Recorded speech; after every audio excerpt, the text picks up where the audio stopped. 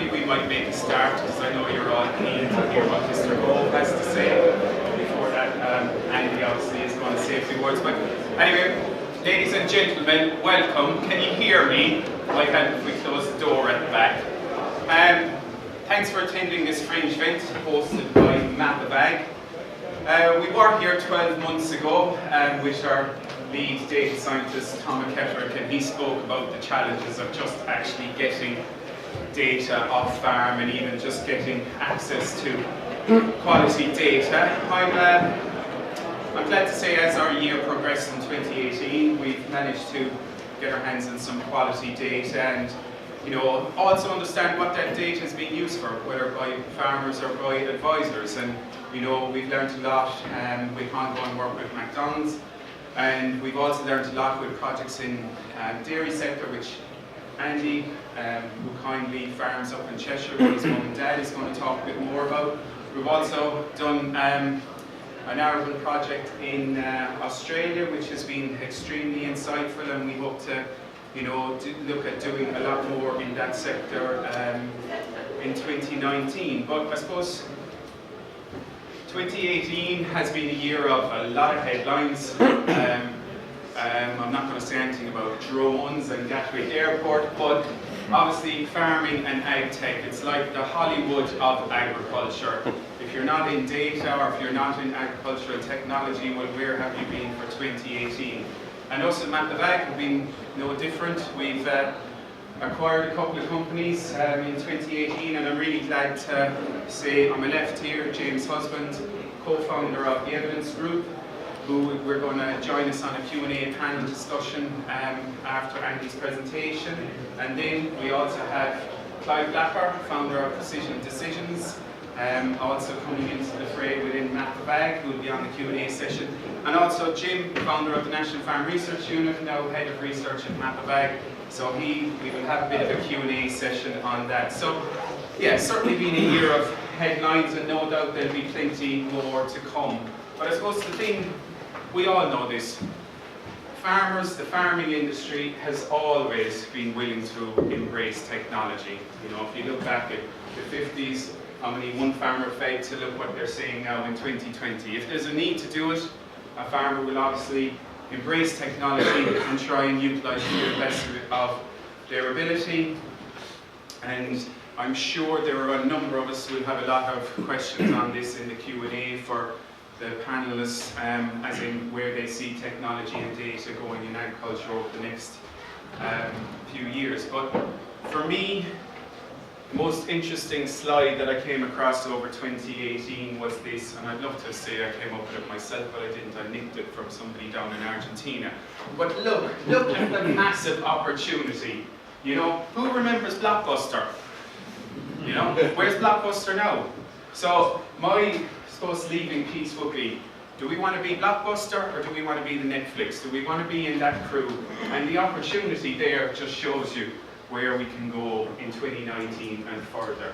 So without further ado, I'm going to hand you over to Andy Venables, who's kindly offered to tell his story on data and farming. Over to you, Andy. Thank you, JP. Good morning, ladies and gents. So, as JP has said, he's asked me to share with you this morning my story and my career within data. And for me, I believe data, and more importantly, insights from data, is what is going to be a game changer for British farming. So with any good story, it's probably worth starting at the beginning. So there's me at the tender age of 5 or 6, trying my hand at a bit of herd management. Not too sure what she made of me. I then went on to a bit of calf rearing, and usually they say in farming, if you don't quite make it with the livestock, you're into the tools and the tractors. But judging by that photo there, I wasn't great at the engineering side of farming either. Where I was more at home, and I can't even say that's me, unfortunately I had to get my son to post. I was more at home in the farm office. For me, I was really passionate about the family farming business and looking at how we can grow and change that. And and really digging into data to try and find those small marginal gains that's going to make a difference to our family business. And that's what led me to go to uni to study business and marketing. Now, before coming back to the family farm, I started working for a company called Bounty, which dealt with breeding of a slightly different nature. So Bounty have got representatives in 95% of the UK hospitals, giving away free products to new mothers. But more importantly, they're collecting mothers' data and signing them up to their parenting club. Now, given the amount of data that they have, it makes them very appealing to the likes of Procter & Gamble and Johnson & Johnson, who want to run highly targeted marketing campaigns. I then went on to work over in Australia, working for Coles supermarket over there. And I was part of the team that launched their loyalty card.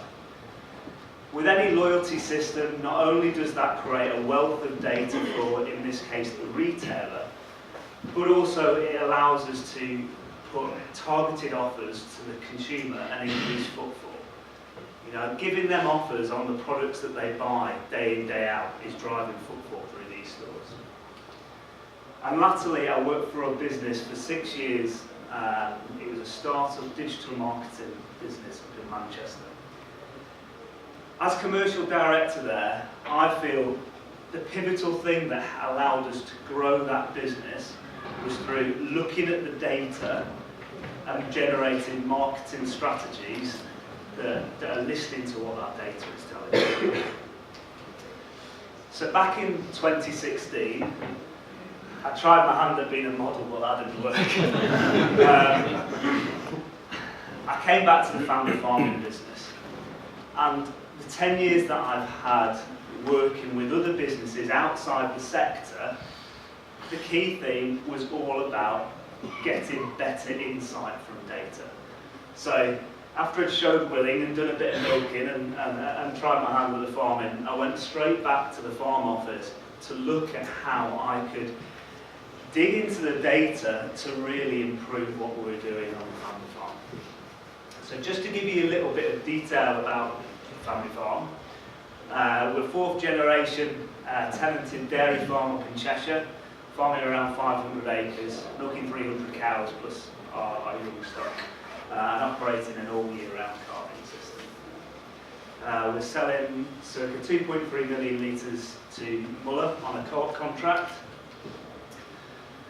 And what I'm trying to do is embrace technology and use technology to make the farming business more efficient.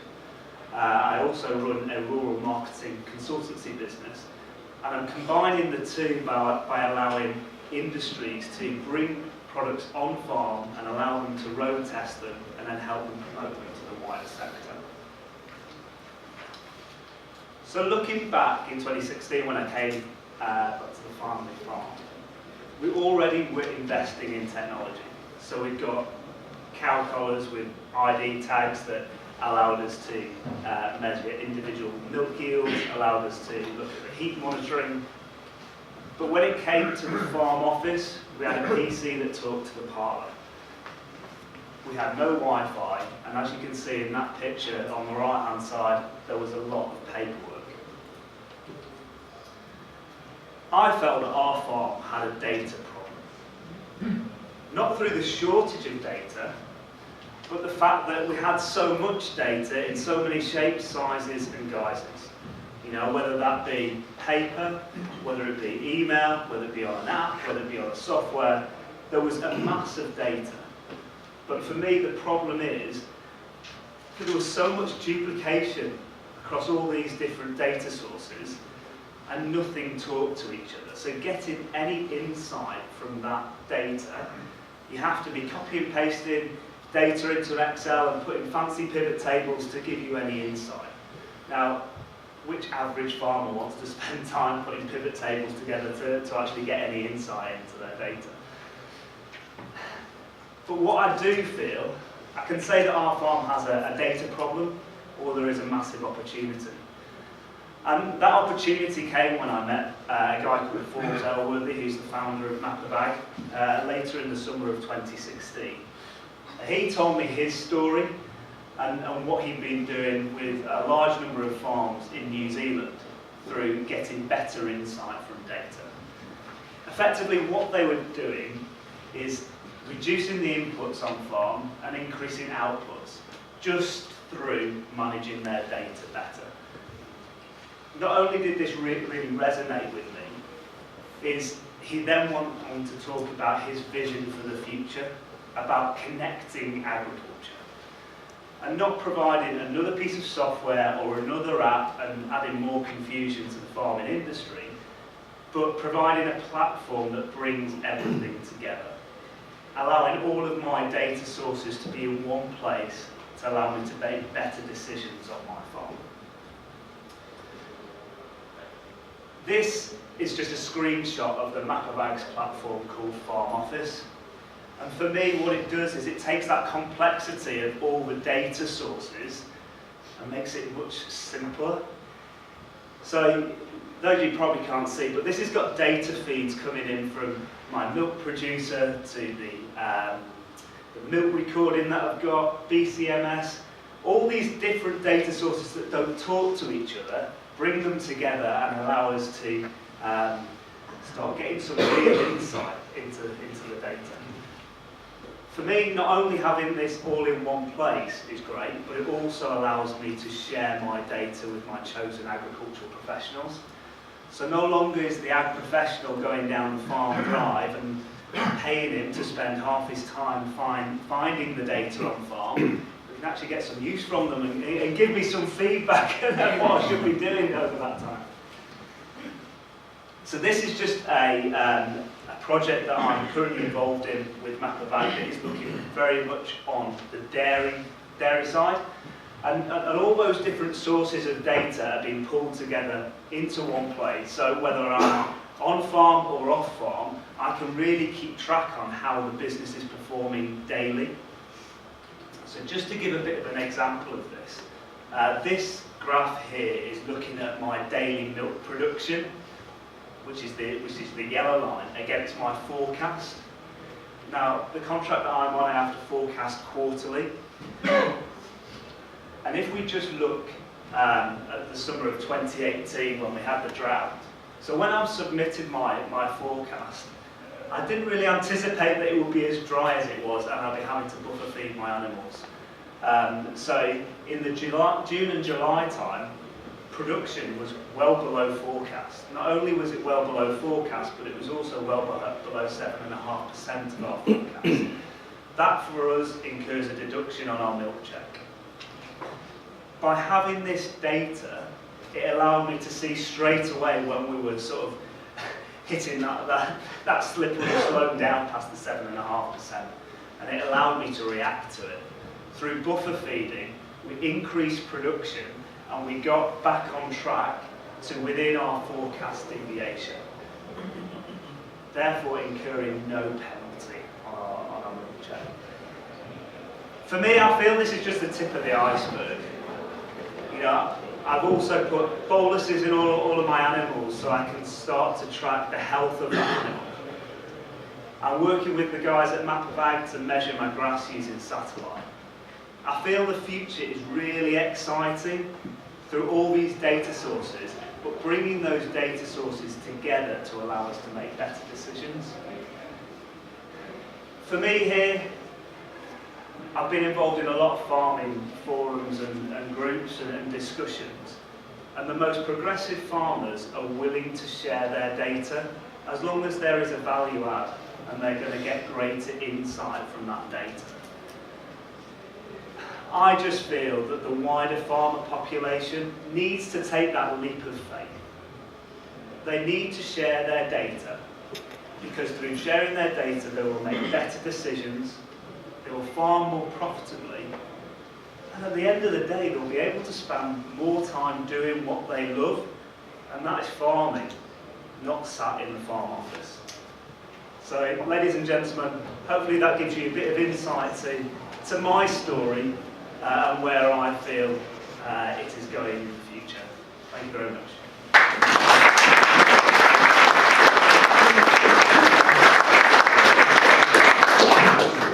Thank you, Andy.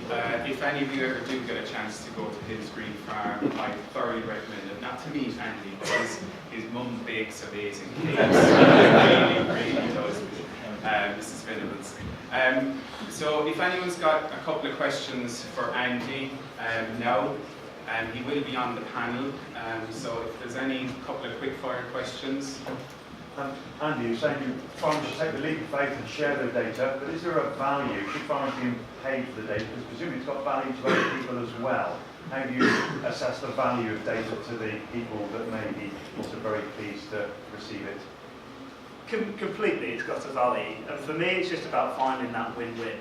You know, the value for the farmer isn't the data necessarily, it's the insight that is giving the farmer and allowing them to make better decisions as a result of it. If the fact that that can be used by wider agricultural professionals and organisations, and the farmer gets some form of kickback or reward for doing so, even better. I might pass that one as well. Jim, it's a good point.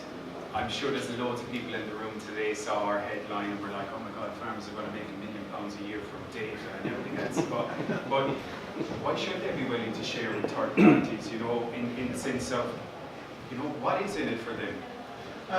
Well, I guess, data in itself is of limited value, I would say, to any farmer. If you can't organise it and you can't add value to it, and you can't enrich it, and you can't model it, and you can't get to the holy grail, which is really predictive analytics for agriculture. If you can't do those things, then it is farm data on its own is of limited value. And I guess, but it's, as Andy has very eloquently said, it is the insight from the data. It's the derived value.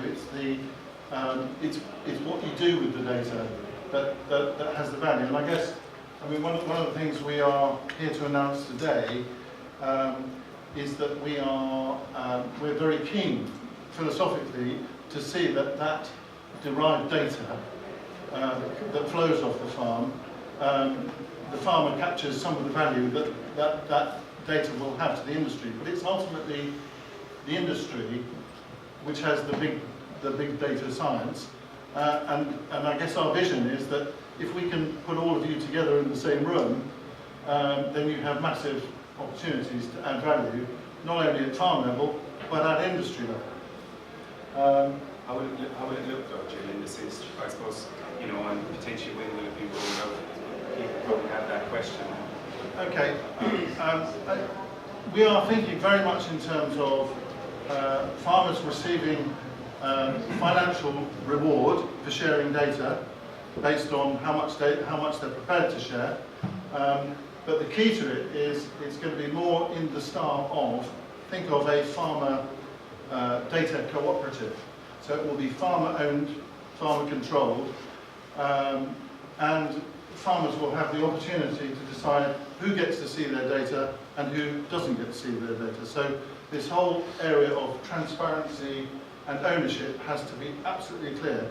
And we sincerely believe that over the next 10 to 20 years, we need to get way ahead of the curve in terms of, you know, the Facebooks and the Googles. Let's not kid ourselves. It's farmer data. The primary data belongs to the farmer. But if you share it with the industry and allow them to add massive value through data science, then the potential is immense. I've got a question for Clive. Obviously, you've had a phenomenal year going around the country with Every Hectare and celebrating, you know, which was fantastic, great news story. But where do you see, you know, farm data? How can it improve from farmers? You know, you're farming yourself, you built your business, you know, on the back of providing insight and data and everything else. Where do you see it going? It's a real challenge. I mean, data's growing exponentially. There's hardly anything we can get this day and age on the farm that isn't connected one way or another, or has another reading or a digital readout.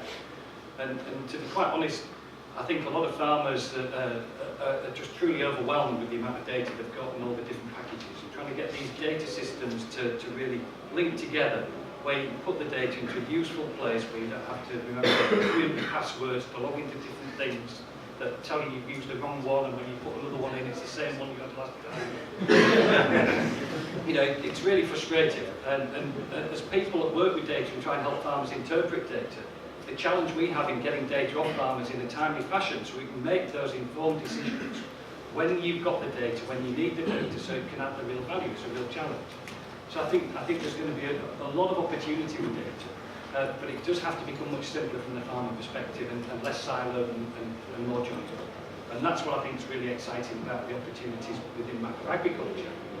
How farmers can be in control of that data, permission that data, and allow that independence of their data to be shared where they want it to be in a good way. Do you see it, you know, is it country specific, or is it just global? Do you see sharing of data? I know you were in India recently. Just interested for No, I think it doesn't matter what scale of farmer you are, whether you're a smallholder farmer in India, Africa, or anywhere, you've got to make the right decisions. And making timely informed decisions when it needs to be made is irrelevant to the size or scale of the farm or where you farm. Any questions? There was a lady with a red jacket that caught my eyes. It's a great advantage of wearing red jackets. I think it probably is also worth thinking about the value of short-term data versus long-term data, which could benefit the industry. I have an academic background, and if I think about how medicine has advanced, from the long-term epidemiological studies, which have gone on for 20, 30, 40 years. And I think that needs to be put into this equation as well. Because clearly the short-term data, which is going to help farmers and make immediate business decisions, but we also need to think about how we utilize that data in the very long term to make the right evidence-based decisions for the industry. We're looking at you now. No, I mean, I would fully agree. You know, I think we forget a lot about how we've got to where we've got to today. Somebody was telling me about history, and we should learn our history. And I think our memories are getting shorter. We forget too quickly these days because we're overwhelmed with information. I really think we're on a real transition where data is going to have an implication in the play, and the way our countryside might look and the way we farm. And while I'm slightly biased with what we might do in hands-free hectare, and where robotics might take agriculture, if you start thinking about the bigger picture where we may be in a few years' time or 10 years' time, it could transform the way we actually farm altogether. I took a lot of inspiration in a travel that I did into Mexico when I used to work for the government, in how they were growing 2 crops at the same time in the same field and getting 3/4 yields from each of them. And while we might think as farmers we've got to get 100% yield, it really opened my eyes to the concept that, well, if you grow 2 crops at the same time and get 1.5 yields, surely that's better off to you as a farmer than it is having one at the best it can be, and it has to be the best. If you can hedge your bets and do different things and having the right analysis with data and technologies to question and understand that, I think really opens up a lot of opportunities and really will change thinking and behaviour. It's going to require some serious sort of thinking around the whole ownership of that data and which is anonymised and goes into the longer term sort of database. Absolutely. But if a farmer can permission where his data is used, how it's used, and who has access to it, I think that is fundamental. The farmer has to be in control. And it's completely traceable. Yeah. That's the key. I think there was a gentleman just there. Sorry, I caught you. Yeah, no one behind you. How far away are you from linking to the compliance side of agriculture, particularly governmental intervention, and the provision of, say, natural capital services? How's that going to link into the macro agriculture data set? I can have a go at it. The short answer is we are some way off that one. That's very difficult. However, I think I'm going to hand this one to the client. This isn't past client, but you know, certainly there are more and more things you can do with remote sensing in terms of natural capital and even things like depth of topsoil. So I think that's a real biggie, and it may take some time to achieve. But if you can find Forbes Elworthy after this, he'd be the guy to really put that one in front of him. I just want to ask James a question all around. You do a lot of work, let's say, on the supply chain, the farms, you know.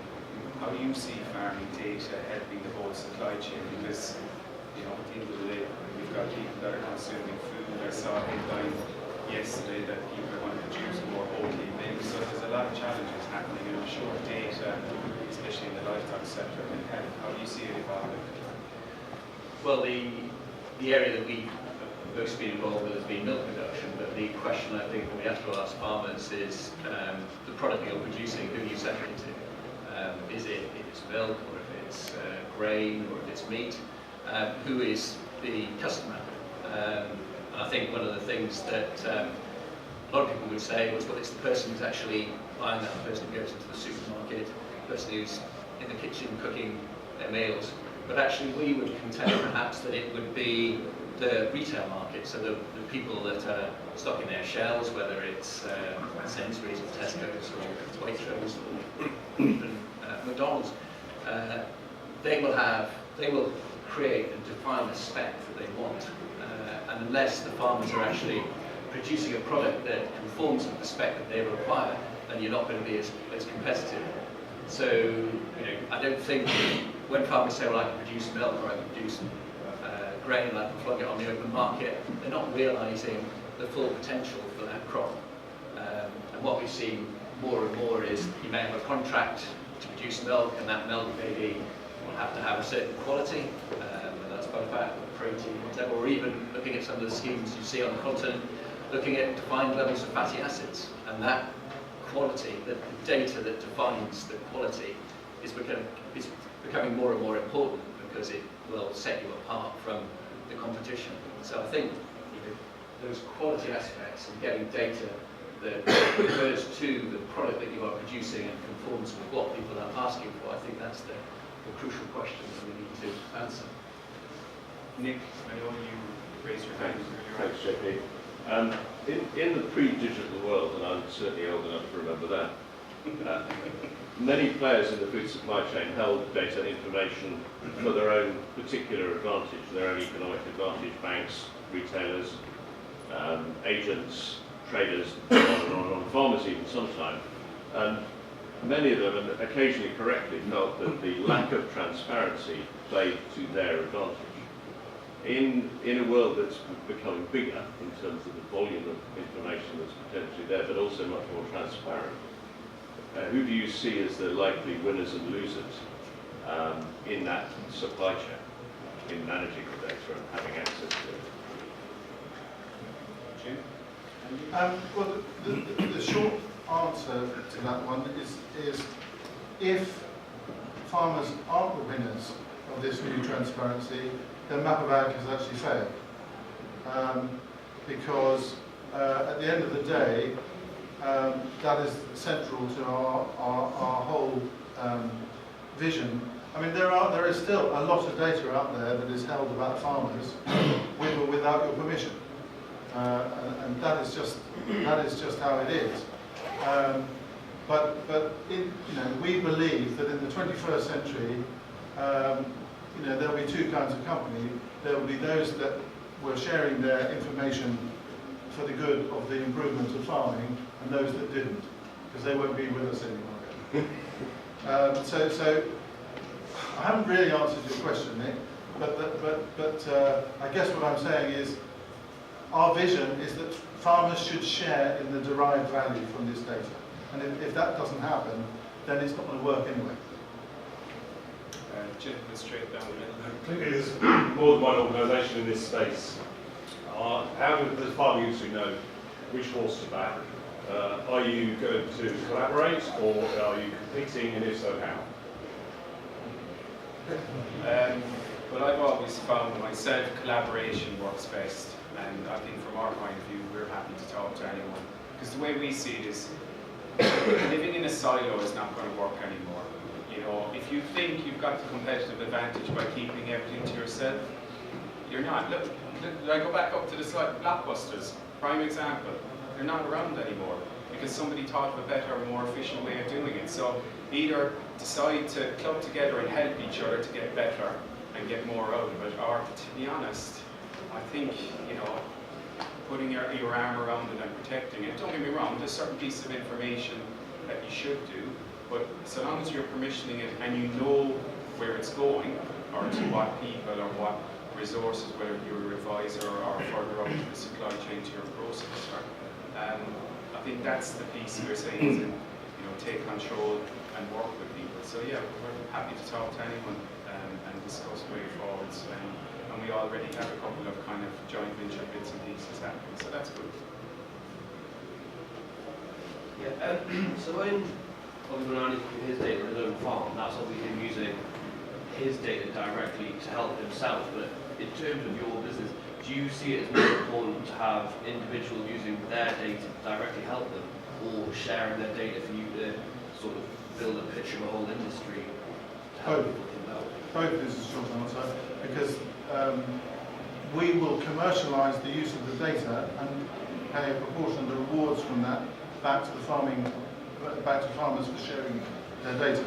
So the whole business, this platform will be free to farmers, and you will decide who you share that information with. But the way the business model works is it's all about sharing data with the wider industry, and that's all the way from the input suppliers all the way through to the customer, the end consumer.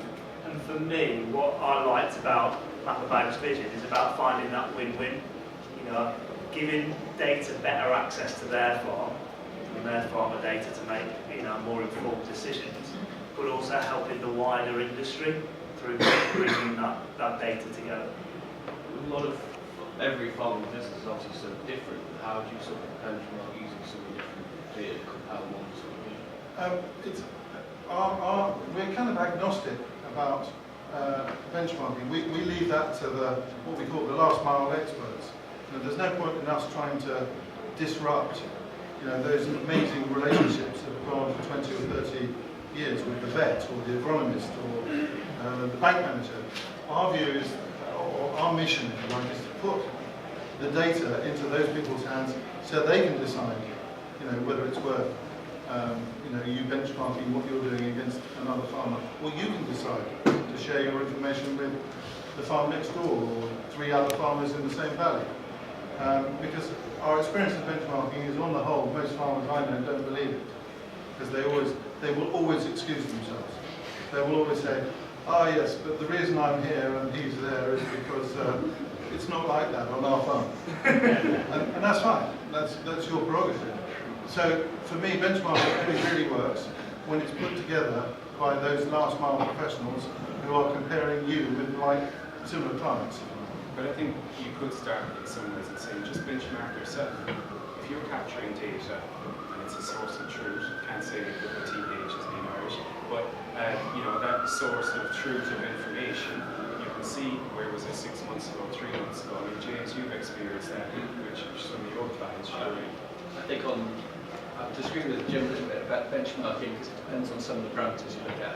For us, if we're looking at things like, say, clinical mastinitis or cell counts or whatever, and it's very strictly defined, you define exactly what you mean by a case of mastinitis, what is a high cell count, what is a normal cell count, and you feed that data back to farmers, and especially certain fertility data. And we've seen in a big scheme that we've run for a long time now, that by doing that, they give the farmers their own data, and also showing where they are in the big picture. If you go on farm as a consultant, you can say, you're brilliant for that, and that, but you're not very good at that. Look at where you are compared with the rest of the group. So I think from an animal health point of view, it can be really, really effective to benchmark, as long as you pick the right parameters and you make sure they're very strict definitions. It's very, farms are quite competitive. You want to see where you are and get better. Yeah, I guess just to excuse myself, Yeah. I was talking about whole business benchmarking rather than individual KPIs.